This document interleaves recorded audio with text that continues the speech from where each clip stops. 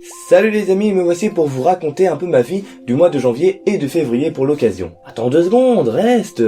Pour ce concept qui n'est pas vraiment nouveau sur YouTube, je vais en fait parler tout d'abord de ma chaîne, donc les projets à venir, les vidéos, mes objectifs au niveau de celle-ci, tout ce qui est en lien avec la chaîne, et en seconde partie je parlerai de moi. En fait je vais pas vraiment parler de moi, on va surtout parler des achats, mangas et jeux vidéo que j'ai fait, des musiques que j'ai écoutées, que ce soit des albums ou des chansons, des coups de gueule, des coups de cœur au niveau de films, animés, etc. Enfin bref, c'est assez complet quand même. Donc pour la chaîne, ça va aller très très vite. Je vous conseille d'aller regarder la vidéo que je vais mettre quelque part par là. Vous aurez quand même déjà pas mal d'informations. D'ailleurs, faudrait peut-être que j'en fasse un podcast. Genre le retour 2. Ou le re-retour. Ça peut être marrant ça. Le re-retour. J'aime bien le nom. Au niveau des vidéos du mois de mars, j'aimerais au moins sortir une vidéo de la Japan Expo et de mes achats 2015. J'ai oublié on était en quelle année, enfin on est en 2016 maintenant, mais c'est mes achats 2015 parce que j'ai été absent 6 mois. C'était beaucoup trop long. Et aussi un One Piece Treasure Cruise et une vidéo qui sort du lot pour mon troisième projet. On verra ça pour le mois prochain je pense, le temps que j'organise tout ça. Donc au niveau des achats pour ma chaîne, parce que oui ce n'est pas vraiment gratuit, la plateforme est gratuite mais tout le matériel qui va avec est bien sûr payant. Mais ça je m'en fous parce que j'aime faire des vidéos, donc voilà, mais on va quand même en parler. Donc déjà une webcam, ce serait pas mal, parce que là j'ai une webcam 30 fps que j'ai acheté il y a 5 ans pour pouvoir parler sur PS3, et donc du coup maintenant c'est plus trop à jour. Du coup oui, mon prochain achat pour la chaîne ce sera une webcam, ça c'est obligatoire. Ensuite il faudrait des lumières blanches, parce que comme vous avez remarqué j'ai un fond vert, et pour que la qualité soit optimum, ça ne veut rien dire je crois. Enfin bref, vous me direz si ça veut dire quelque chose. Et ben tout simplement il me faut des lumières blanches, voilà, des lightbox. Et ça, voilà, ça coûte un peu cher. Mon porte-monnaie est en train de repleurer. Il fait des dépressions. Hashtag porte-monnaie. Et donc pour ceux qui l'auraient remarqué, pour ceux qui n'ont pas de blocage de pub ou je ne sais quoi comme adblock, et ben je suis affilié à un network maintenant, c'est-à-dire que mes vidéos sont monétisées, je gagne un tout petit peu d'argent, mais vraiment c'est très peu, il n'y a vraiment pas à crier au scandale, vraiment. Et donc du coup cet argent me servira justement à acheter la webcam et tout le matériel nécessaire, mais à ce rythme là je vous assure qu'on n'aura pas la webcam. On l'aura pas du tout. Donc je remercie ceux qui n'ont pas ce genre de blocage, parce que du coup moi ça me permet d'économiser pour ma chaîne, et plus j'économise, plus je gagne de l'argent avec celle-ci, plus je peux acheter du matos pour faire de meilleures vidéos, et la qualité, c'est ce qu'on aime, hein. On aime la qualité, n'est-ce pas? Donc voilà, c'est déjà terminé pour la chaîne, donc vous voyez ça va très vite.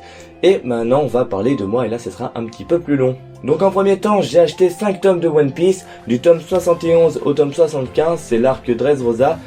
Et ça fait vraiment plaisir de retrouver cet arc là en version papier, parce que en animé c'était vraiment très long. J'ai parfois décroché, je vous avoue que là ça fait un petit moment que j'ai pas regardé d'épisode. Alors pour moi c'est l'un des... Je vais pas dire que c'est l'un des meilleurs mangas, mais c'est vraiment un manga que j'apprécie énormément. Et donc du coup je me suis arrêté au tome 73 pour l'instant. Et le tome 73 se finit d'une qualité exceptionnelle. C'est vraiment, c'est juste dingue en fait. Y a tout qui arrive, voilà, on s'en prend plein la gueule. Ça fait vraiment plaisir de retrouver ça en version papier. Et ouais, ce tome 73 m'a donné envie de lire le prochain tome, même si je sais ce qui se passe, ça fait vraiment plaisir de retrouver ça. J'ai aussi acheté un tome de Assassination Classroom. Alors si vous connaissez pas, c'est tout simplement un professeur extraterrestre qui a détruit la Lune et qui veut détruire la Terre, mais qui laisse un délai d'1 an à une classe où il sera professeur justement, la classe E, et il leur laisse un délai pour qu'il le tue. Tout simplement. Tout simplement. Donc en fait il y a des ressemblances au niveau de GTO, c'est pour ça que j'accroche vraiment à ce manga. Au niveau de l'humour, des trucs complètement what the fuck, et des problèmes au sein des classes, etc. Il y a vraiment quand même une ressemblance avec GTO, c'est vraiment pour ça que j'aime bien ce manga. Mais là je vous avoue que le tome 11, eh ben je l'ai pas trouvé super bien. En fait on s'arrête vraiment au conflit entre la classe E et toutes les autres classes, et la classe A, parce que c'est vraiment surtout la classe A. Et c'est un peu chiant parce qu'on sait très bien qui vont gagner, etc. Je sais pas, ça m'a pas vraiment transcendé. Ouais, c'est ça, c'est le mot, ça m'a pas transcendé en fait. Donc il y a quand même deux choses qui m'ont marqué dans ce tome. C'est tout d'abord Itona, par le fait qu'on en découvre un peu plus sur sa personnalité, etc. Et aussi le directeur, parce que pour ceux qui ont lu le tome, je sais pas si vous êtes comme moi, mais il y a un passage où il parle à son fils, où on voit son visage qui est complètement différent. Et je sais pas vraiment si c'est une représentation fictive du personnage, au niveau d'une personnalité, je sais pas si vous voyez, ou sinon, vraiment, s'il a vraiment cette tête-là. Ça expliquerait quand même pas mal de choses. Et ça m'a marqué. ça m'a marqué. Et du coup, j'ai aussi acheté un manga, enfin un tome de manga, le dernier de mon patelin, ou en tout cas le seul qu'il y avait dans mon patelin. Et c'est un manga légendaire, un manga qui arrive au poil de cheveux, hein, n'est-ce pas?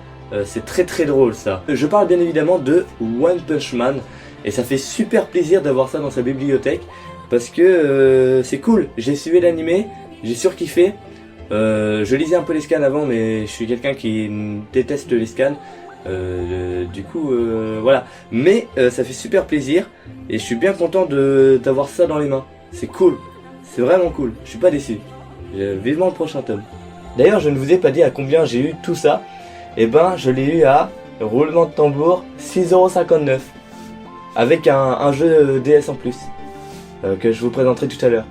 Ouais, 6,59 €, c'est le prix d'un manga. Donc je remercie les points de fidélité de ma maman pour une certaine enseigne de centre commercial. Voilà, merci maman. Et donc c'est déjà terminé pour les achats manga, donc il n'y aura pas autant de mangas chaque mois, ça c'est sûr. Mais voilà, si je peux vous présenter un ou deux mangas, ça fera toujours plaisir. Maintenant on va passer aux achats jeux vidéo. Donc j'ai fait deux très bonnes affaires. Le premier c'est Mafia 2 sur PS3, je l'ai eu à 5 €. Là je peux pas vous le montrer parce que je l'ai prêté à mon petit cousin. Mais sinon pour le deuxième jeu j'ai vraiment fait une très bonne affaire. Là je suis vraiment très content. C'est un jeu de DS quand même recherché par pas mal de monde. Et moi je le trouvais sur internet aux alentours de 15 €, etc. Et j'arrivais pas à le trouver vraiment à moins de 10 €. Et là je l'ai trouvé, je crois il était aux alentours de 7 €. Et il est compris dans les 6,59 € de mes achats manga. Et donc ce jeu c'est Zelda Phantom Hourglass. Donc là vraiment j'ai fait une très bonne affaire. Donc à l'heure où je vous parle je l'ai fini, je l'ai terminé. Donc c'est vraiment un très bon jeu, vraiment. Déjà le mode multijoueur est cool, il est sympathique. Et le mode aventure il est quand même assez long. Il est quand même assez long et il y a des énigmes qui sont vraiment, mais vraiment, il y a deux énigmes où j'ai mis 1 heure à trouver. J'ai vraiment mis 1 heure à trouver comment résoudre l'énigme. J'ai galéré. Vraiment un très bon jeu. C'est un très bon Zelda, vraiment. Là je l'ai pas fini à 100% parce qu'il faut creuser un peu partout pour pouvoir trouver tous les trésors. J'ai pas toutes les pièces de bateau, etc. Faudrait que je fasse, mais c'est compliqué. Mais je compte le faire. Donc souhaitez-moi de bonne chance. Enfin bref, c'est terminé, maintenant on va passer au film. Sinon au cinéma j'ai vu Star Wars 7. Bah là c'était plutôt en décembre mais c'est pas grave. Star Wars 7 et Comment c'est loin. Alors Star Wars 7 j'ai bien aimé, mais il y a un personnage qui m'a vraiment déçu. Parce qu'en fait à la base je n'y allais pas pour voir un film Star Wars. J'y allais pour voir Kylo Ren. Et en fait ce personnage à la moitié m'a complètement déçu. Tout simplement quand il enlève son masque, je l'ai trouvé un peu pathétique après, au niveau du combat de fin, etc. Il m'a vraiment déçu. Finalement j'ai préféré tout le reste que ce personnage. Même si il y a quand même de très bons points, genre quand il se vénère, tout ça. Il y a quand même très bons points au niveau de ce personnage, mais il m'a quand même vachement déçu. Et du coup, Comment c'est loin, un film des Casseurs Flotteurs, donc ça fait vraiment plaisir, parce que Orelsan, j'aime beaucoup ses chansons, les Casseurs Flotteurs aussi. Et donc qu'est-ce que j'en ai pensé? Ben j'ai kiffé, j'ai surkiffé. Tout simplement c'est drôle, c'est émouvant, c'est bien écrit, il y a de la musique, on s'enjaille, c'est très drôle, voilà. Vraiment, très bon film.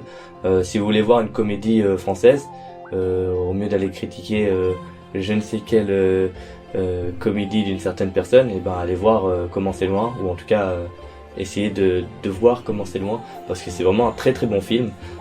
Voilà, petit coup de cœur des cinémas. Et donc là, vraiment un gros coup de cœur. Je pense que c'est mon coup de cœur de l'année 2016, même si ce film d'animation date de 2005. Et ben c'est vraiment mon gros coup de cœur et ça ne me fera pas changer d'avis. Je suis sûr de ça, vraiment. C'est pour moi un des meilleurs films d'animation qui existent. Donc ce film se nomme Paprika, réalisé par Satoshi Kon. Paix à ton âme, Satoshi Kon. Vraiment. Un grand réalisateur. C'est très très mal joué. J'avoue. Qui est vraiment un très très bon réalisateur de films d'animation. Vous voyez Inception? Eh ben on va dire que c'est les bases. Voilà, c'est ça. Il y a eu Inception parce qu'il y a eu ça. En gros c'est ça. Il a une façon de faire les films, c'est hallucinant. Il mélange en fait le rêve et la réalité. Je suis en train de faire toute sa filmographie, c'est vraiment impressionnant. Alors si vous êtes ouvert d'esprit, vraiment, foncez. C'est vraiment... foncez. Paprika, foncez. En plus ce réalisateur, il était tout le temps en train de coopérer avec Susumu Urasawa, qui est un compositeur aussi remarquable. Et vraiment, le mélange entre la musique de Susumu Urasawa et Satoshi Kon, ça fait un mélange de dingue. Vraiment, ça fait un mélange de dingue, c'est tout. Y a pas à chercher, c'est un mélange de dingue. C'est le mot. Et donc, comme je vous le disais, je suis en train de faire toute sa filmographie. Donc, il y a Perfect Blue, il y a Millennium Actress, il y en a d'autres. Il en a pas fait des masses. Il y en a 6, il me semble. Je l'ai regardé 3 fois Paprika, pour vous dire. Et moi, regarder plusieurs fois des films, c'est pas vraiment mon truc. Et là, je l'ai regardé 3 fois.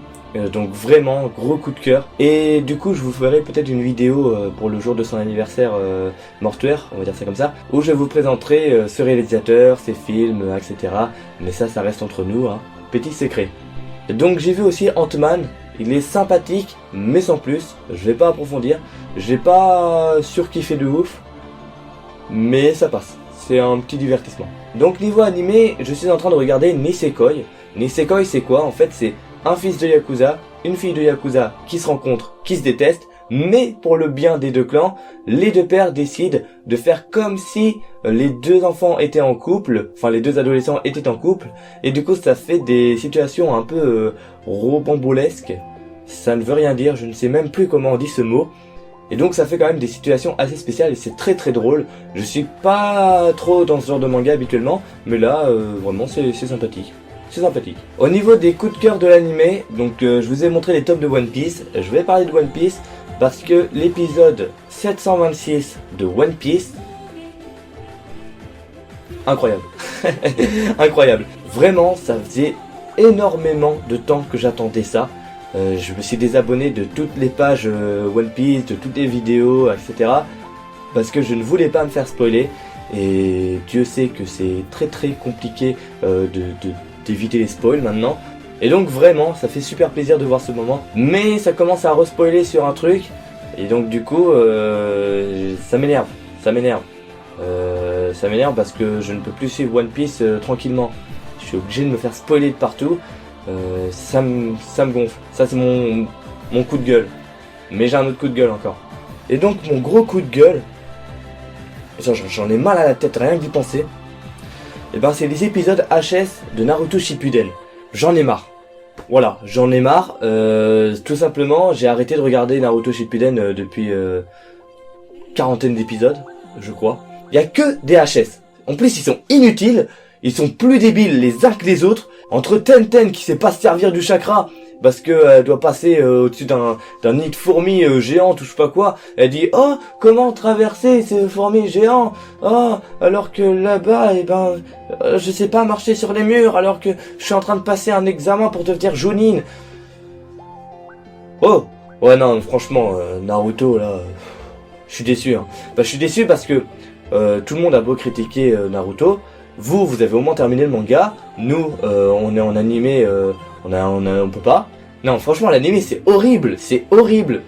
C'est horrible. Voilà, c'est le mot, c'est horrible. Sérieusement, ça devenait super intéressant. Il y avait le combat avec Guy, qui était super. Et là, on tombe quoi sur des HS tout le temps. Mais vraiment, mais... Il y a The Last qui est arrivé. Il y a Boruto qui est en train de se faire, là, en manga. Le manga en France c'est même pas terminé d'ailleurs, c'est what the fuck, c'est bientôt terminé, voilà. Mais l'animé, wow, ils vont nous le mettre combien de temps là? 3 ans? Ça se passe comment? Attends, ils disent ouais, je sais même plus c'est quoi le nom de l'auteur, il a c'est qui Masashi Kishimoto? Masashi Kishimoto qui dit ouais, il a rallongé son manga et tout. Non les mecs, oh, l'animé est rallongé, le manga c'est une certaine cohérence. Certes, c'est débile, mais c'est une certaine cohérence.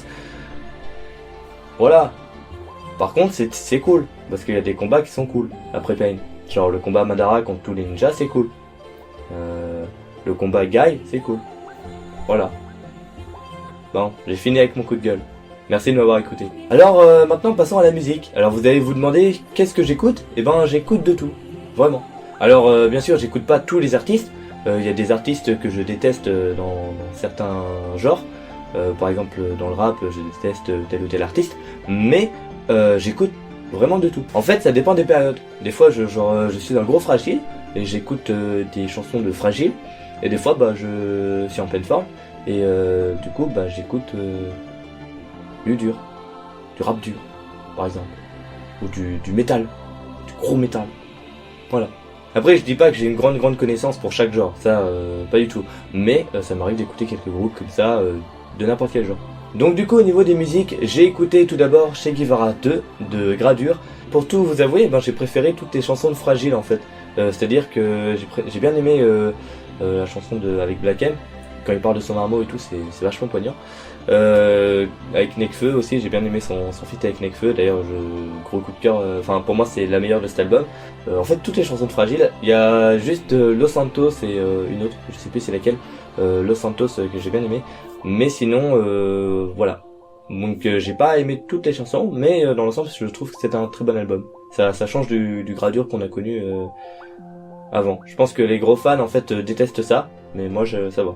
J'aime bien. Sinon, bah, j'ai écouté l'album des Casseurs Flotteurs parce que j'ai vu le film, fallait bien que j'écoute l'album. Et du coup, c'est vraiment un très bon album. J'ai aimé quasiment tous les sons. Il y a des instrus de Scred, c'est pas Scred il me semble. Il y a une chanson, là le clip est sorti récemment, de Gringe en solo. Et le mal est fait, juste parfait. Ça rime, j'ai pas fait exprès. Et donc vraiment un très bon album avec GC, avec Orelsan et sa grand-mère. Voilà, en fait, il est représentatif du film. C'est-à-dire qu'ils se complètent. Ils sont vraiment bien. Bon, faut d'abord voir le film avant d'écouter l'album, d'après moi. Mais j'ai vraiment kiffé cet album, vraiment.